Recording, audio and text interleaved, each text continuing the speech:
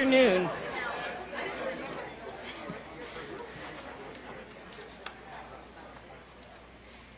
On behalf of the University of Florida Board of Trustees, President Bernie Machen, and the George A. Smathers Libraries, it's my honor and privilege to welcome you to this dedication ceremony where we celebrate the successful completion of a $30 million construction and renovation project here at the library, a project that was 3 years in the planning and 3 years in construction, and where we thank those whose persistent efforts have made this building possible.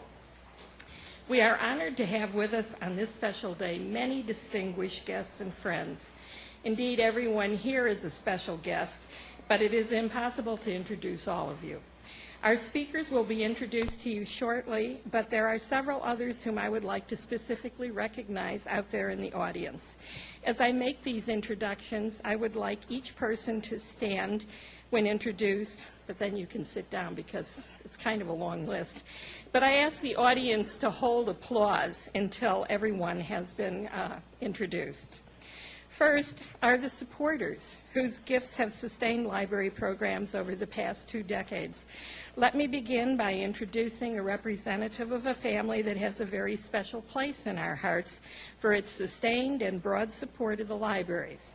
Bruce Smathers is here representing the family of George A. Smathers, after whom the library system is named. Representing the Leadership Board, who have contributed substantial time and effort to supporting the libraries, we have Susanna Borg, our chairperson, Robert A. Bryan, Mary Ellen Burnett, Keith Douglas, Gloria Fassett, Ann Hazley, Genevieve Hogan, Madeline Lockhart, Charlotte Porter, Ted Prosser, Jane Wall, R.J. Wilcher, and Thomas Woodell.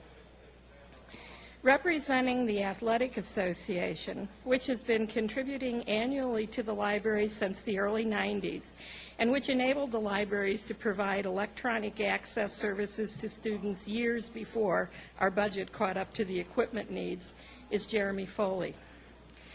Some years ago, the Athletic Association allowed us to split their annual gifts between what we expended that year and what we added to our endowment.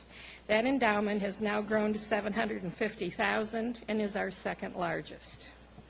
And finally, the sponsors of this event, without whom there would have been no event, Bill Parker of Biltmore Construction, Kenyatta Baylor of Elsevier, Mary Ellen Burnett, Alex Long of Long & Associates, Ted Prosser, Barbara Kaplan of Blackwell, Bruce Smathers, R.J. Wilcher, and Thomas Woodell.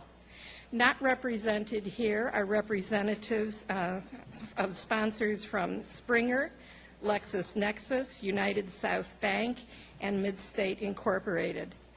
Please join me in thanking them for their leadership and support.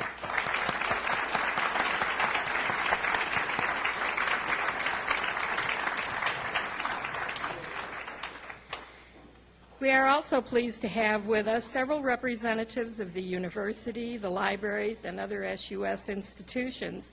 And again, I ask you to hold your applause until all are recognized. Provost and Senior Vice President for Academic Affairs, Janie Faulk. Former Provost David Colburn.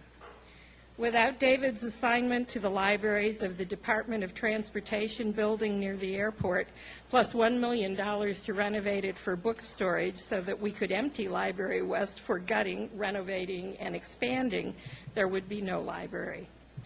We welcome other university vice presidents and deans. I have seen some of you. Would you please stand so that we can recognize you? At least one of my colleague directors from our sister state institution is here, and I would ask him to stand. Bill Summers from FSU.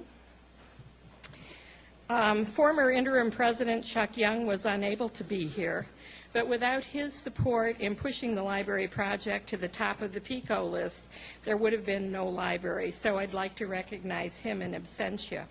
By our applause, I'd like to thank all of these people for their leadership of the library.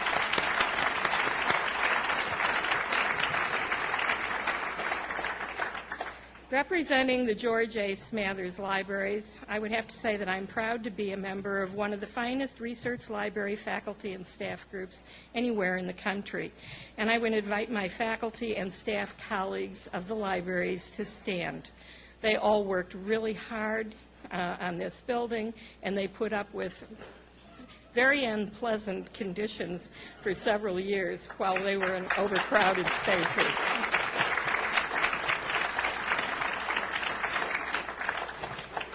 Representing the student body, we have President John Boyles with us, and we would welcome any other students present to please stand for recognition.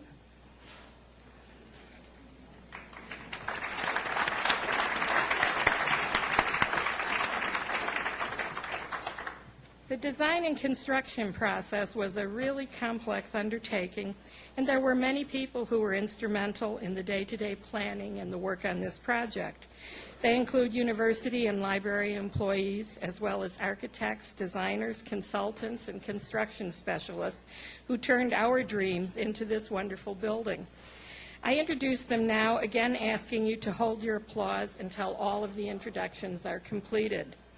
On the staff of the University of Florida is Bahar Armagani, the UF Senior Project Manager for this project, who coordinated all the players and kept track of the budget. That was not an easy job. Bill Covey, our Director for Support Services, was the library's point person throughout the final phases of construction and the implementation of the new building. John Ingram and Carol Turner, our Directors for Collections and Public Services, respectively, provided excellent research of other library buildings and analysis of proposed designs throughout the planning for the new library facility. Department Chair Lori Driscoll and her staff played a major role in developing the design and layout of the stacks and the public study areas, in addition to overseeing the move of more than 1 million volumes out of the old building and back into the new one. And Department Chair Leilani Freund and her staff are responsible for the design and development of the hugely popular Information Commons on the 3rd floor, which houses about 140 public use computers and provides high-end computing support for specialized programs. To assist the library staff in moving from vision to reality, we had the skills and assistance of an outstanding team of architects, designers, and contractors. I can only say that we were privileged to work with so many professionals who listened carefully to what we wanted, examined somewhat soberly our resources, and provided us a far more beautiful and functional building than we could have dreamed of. Representing Long & Associates, Alex Long and Paul Portal. Representing RBJ, Carol Ross Barney and Michael Ross.